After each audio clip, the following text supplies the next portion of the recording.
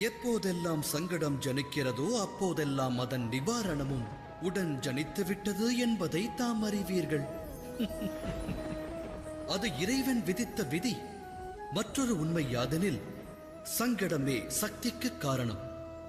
சங்கடத்தில் வாழும் ஒருவன் அதிலிருந்து விடுபட்டு வந்தால் வாழ்வில் ஒருபடி அவன் முன்னேறிச் செல்கிறான். அதன் மூலம் கிடைக்கின்ற அற்புத சக்தியானது அவனுக்கு மட்டும் நன்மை பயப்பதல்ல, அதனால் அகிலமே நன்மை பெறுகிறது. அது உண்மைதானே? ஆழ்ந்து சிந்தியுங்கள். சங்கடம் என்பது ஒரு வாய்ப்பை ஏற்படுத்தும் நிகழ்வு. அதை கொண்டு ஒருவன் மாற வேண்டும்.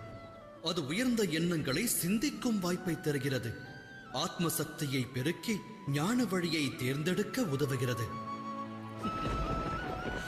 அதை செய்பவனை எந்த சங்கடமும் நெருங்குவதில்லை. ஆனால் சாதிக்க தவறுபவன்